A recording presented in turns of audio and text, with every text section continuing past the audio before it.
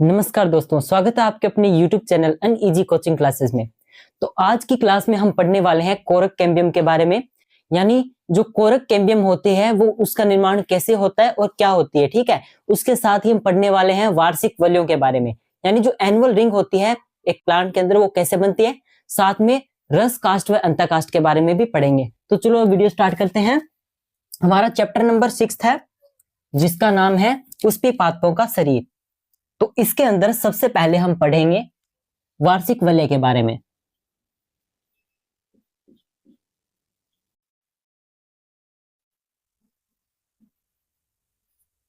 वार्षिक वलय या बोल सकते हो आप इंग्लिश में इसको एनुअल रिंग। अब ये वार्षिक वलय क्या होता है? वार्षिक वलय के अंदर जो पौधा किस प्रकार से वृद्धि करता है, यानी अगर हम पौधे को या फिर पेड़ बोल सकते हैं, पेड़ को अगर हम तने को हम काटते हैं पेड़ के तने को, तो उसके अंदर हमें अलग अलग विभिन्न प्रकार की रिंग्स दिखाई देती है, जिसके अंदर कुछ रिंग्स गहरी और कुछ रिंग्स क्या होती है, हल्की होती है। जैसे हम अनुप्रस्थ काट बनाते हैं, ये कोई पेड़ का तना है। अब तने को हमने इस प्रकार से काटा है तो इसके अंदर कुछ हिस्से ऐसे दिखाई देंगे आपको गहरे। अब ये आ जाती है इस प्रकार से एनुअल रिंग, तो ये बाहरी छाल आ जाती है और ये जो आपको रिंग्स दिखाई दे रही है, यानी ये इस प्रकार की रिंग्स जो गहरी रिंग्स है, इनको बोलते हैं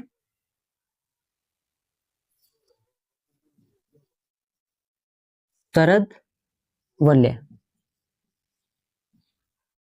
और ये जो आपको बड़ी रिंग्स बोल सकते हैं, इनको बोलते हैं वसंत वलय। तो इस प्रकार से एक छाल के अंदर, यानी एक जो पूरा पौधा होता है उसके तने के अंदर, पेड़ के अंदर शरद वलय व वसंत वलय बनती है। और ये वर्ष में क्या बनती है, 6 महीने बोल सकते हैं आप। 6 महीने तो क्या बनती है, वसंत वलय, और 6 महीने शरद वलय बनती है। तो इस प्रकार से जैसे गर्मी और सर्दियों के अंदर इनका अलग अलग जो होता है सिस्टम होता है, इसके अंदर जब सर्द ऋतु आएगी तब गहरे वलय बनेंगे, और वसंत ऋतु या बोल सकते हो गर्मी वाली ऋतु ग्रीष्म ऋतु आएगी तब क्या बनेगी, वसंत वलय बनेगी। तो शरद वलय के अंदर क्या आएगा वो देखते हैं, शरद वलय। अब इसके अंदर पहला पॉइंट शरद वलय के अंदर क्या आ जाता है, सबसे पहली बात ये कि इसके अंदर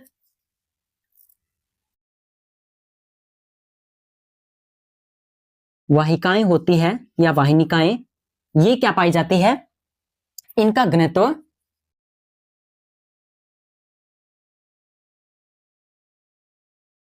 अधिक होता है, घनत्व अधिक होता है। और इसके बाद में इसके अंदर आयतन कम पाया जाता है। आयतन कम होता है लेकिन घनत्व क्या होता है, अधिक होता है। इसके साथ में गहरे होते हैं, गहरी वलय होती है, और बोल सकते हैं पतली, यानी आयतन इनका कम हो जाता है, इस वजह से आप इनको पतली वलय भी बोल सकते हैं, और गहरी भी होती है। और ये सक्रिय क्या होती है, कम होती है।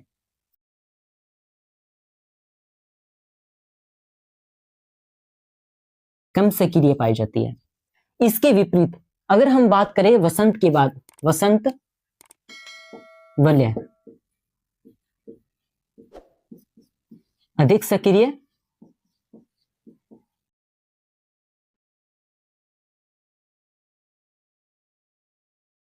घनत्व भी इसका अधिक होता है, सॉरी घनत्व क्या होता है इसका, कम होता है। यानी जो वाहिनिकाएं होते हैं उनका घनत्व कम होता है, इसके साथ में आयतन अधिक होता है, और ये क्या होते हैं, हल्के होते हैं। तो इस प्रकार से हमने एक प्लांट का जो तना होता है उसको अगर हम अनुप्रस्थ काट में काटेंगे तो इस प्रकार से दिखाई देगा। तो हम जैसे देख सकते हैं कि जिस प्रकार से ये वलय आपको दिखाई दे रहे हैं, तो पहला वलय गहरा दिखाई दे रहा है, तो इस गहरे वलय के अंदर हम बोलते हैं, इसको क्या बोलते हैं, गहरे वलय को शरद वलय बोलते हैं। तो इस प्रकार से हम कैसे जान सकते हैं कि ये कितने साल का पौधा है, तो सबसे पहले हम देखेंगे, या तो आप क्या कर सकते हैं, वसंत वलय को गिन सकते हैं या आप शरद वलय को गिन सकते हैं। जैसे इसके अंदर 1 2 3 4, यानी ये 4 साल का है, 4 इयर्स। अब ये 4 साल का किस प्रकार से हो गया, या तो आप गिनिए व्हाइट वाले पार्ट को यानी वसंत वलय को, या फिर गिनिए आप शरद वलय को, यानी 6-6 महीने में होते हैं। तो इसी प्रकार से एक एक गिनेंगे तो हमको आसानी से पता चल जाएगा कि ये कितने वर्ष का पौधा है या फिर पेड़ है। तो इससे हम अनुमानन जो लगा सकते हैं कि वार्षिक वलय एनुअल रिंग्स के हिसाब से कि ये पौधा या फिर पेड़ कितने वर्ष का है। तो ये आ जाता है हमारा साधारणतः वार्षिक वलय। इसके बाद में हम क्या बात करेंगे, इसके बाद में हम देखने वाले हैं कि जो अंतः काष्ठ और रस काष्ठ बोल सकते हैं या फिर शरद काष्ठ क्या होते हैं, उनके बारे में जानकारी लेंगे। तो आपके छोटे छोटे टॉपिक दिए हुए हैं एनसीईआरटी के अंदर, उन्हीं की बात कर रहे हैं हम। अब बात करेंगे हम अंतः काष्ठ और रस काष्ठ।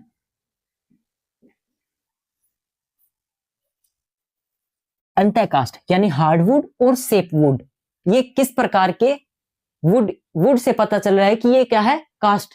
काष्ठ यानी लकड़ी। अब लकड़ी है तो अंतः काष्ठ और रस काष्ठ इनमें क्या क्या डिफरेंस है वो देखने वाले हैं। तो सबसे पहले इनके डिफरेंस में अगर हम ध्यान दें तो सबसे पहले अंतः काष्ठ क्या होता है, गहरा होता है।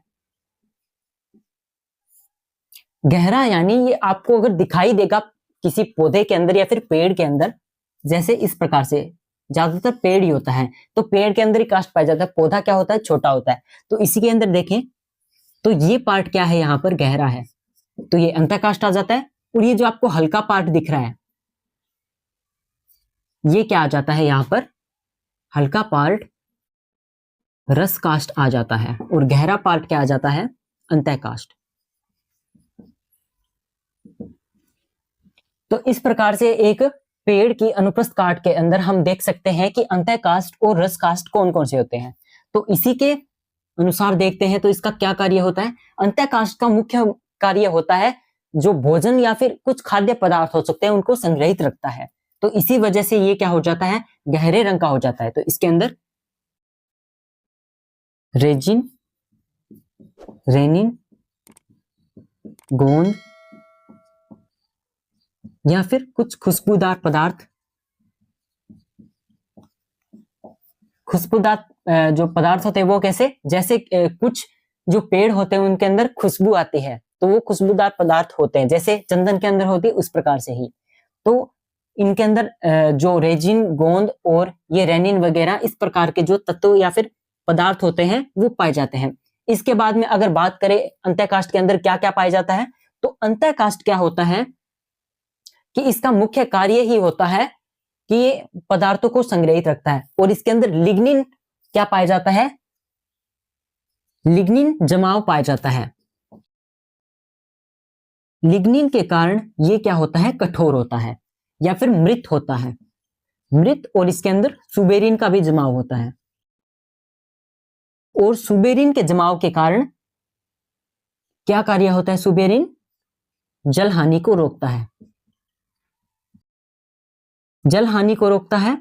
और जल हानि के साथ साथ आप ये भी देख सकते हैं कि ये जो मृत सुबेरिन जल हानि को रोकता है और लिग्निन होता है, ये लिग्निन क्या होता है, मुख्यतः सहायता करता है किसके अंदर, सहारा देने में। तो ये कठोर होता है तो पौधे को या फिर पेड़ को सहारा भी देता है। तो अंतः काष्ठ के अंदर मुख्य मुख्य ये पार्ट होते हैं, ये हम देख लिए। इसके बाद में हम बात करेंगे रस काष्ठ की। तो ये हल्का होता है, हल्के रंग का होता है, ये अधिक भूरे रंग का दिखाई देगा और ये आपको कम, जैसे इस प्रकार से मैंने आपको यहाँ पर दिखाया है। इसके बाद इसका मुख्य कार्य क्या होता है, ये पेरेनकाइमेटिक कोशिकाएं इनके अंदर पाई जाती है, पेरेनकाइमा सेल्स होती हैं और ये जीवित होते हैं। वो मृत थे और ये जीवित हैं। इसके बाद में इनका मुख्य कार्य होता है जल व अन्य खनिज पदार्थ या फिर पदार्थों का स्थानांतरण। इनका मुख्य कार्य यही होता है, जल या फिर अन्य पदार्थों का स्थानांतरण। तो ये सब आसानी से हम देख सकते हैं कि अंतः काष्ठ और रस काष्ठ के अंदर ये क्या पाई जाती है, अंतर पाए जाते हैं। तो ये सब अंतःकाष्ठ और रसकाष्ठ किसके अंदर आ जाता है, एक पेड़ होता है उसके अंदर आ जाता है। तो इसके अंदर हमने अंतःकाष्ठ, रसकाष्ठ यानी हार्टवुड और सेपवुड के बारे में जानकारी ले ली है। तो ये जीवित क्यों होते हैं, क्योंकि इनके अंदर पेरेन्काइमा सेल्स पाई जाती हैं, और पेरेन्काइमा सेल्स का मुख्य कार्य क्या होता है, लगातार ये क्या करते रहते हैं, विभाजित करते रहते हैं। तो वाहिनिकाएं भी इनके अंदर अधिक मात्रा में पाई जाती है, जिसके कारण जल व अन्य खनिज पदार्थों का आदान प्रदान होता रहता है। तो ये सब रसकाष्ठ व अंतःकाष्ठ में आ जाता है। इसके बाद में हम बात करेंगे हमारे टॉपिक जो है कोरक कैम्बियम के बारे में। पिछली वीडियो में हमने किसके बारे में देखा था, सेवन कैम्बियम। सेवन कैम्बियम के अंदर हमने देख लिया था कि 7 जो पूल होते हैं या फिर 7 बंडल होते हैं उनके अंदर कैम्बियम पाई जाती है, यानी एक प्रकार की परत पाई जाती है जो सहायता करती है द्वितीयक वृद्धि के अंदर। तो इसी प्रकार से कोरक कैम्बियम भी द्वितीयक वृद्धि के अंदर सहायता करेगी, और किसके अंदर पाई जाती है, वलकुट के अंदर पाई जाती है। किसको देख रहे हैं हम, कोरक कैम्बियम।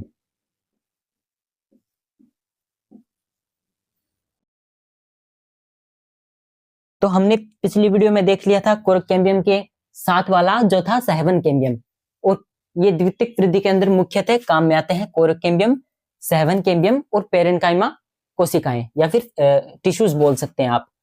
तो ये सब कोरक कैम्बियम के अंदर अब देखने वाले हैं क्या क्या आएगा। सबसे पहले कोरक कैम्बियम क्या चीज है। कोरक कैम्बियम एक बोल सकते हैं हम, जैसे यहां पर बनाएंगे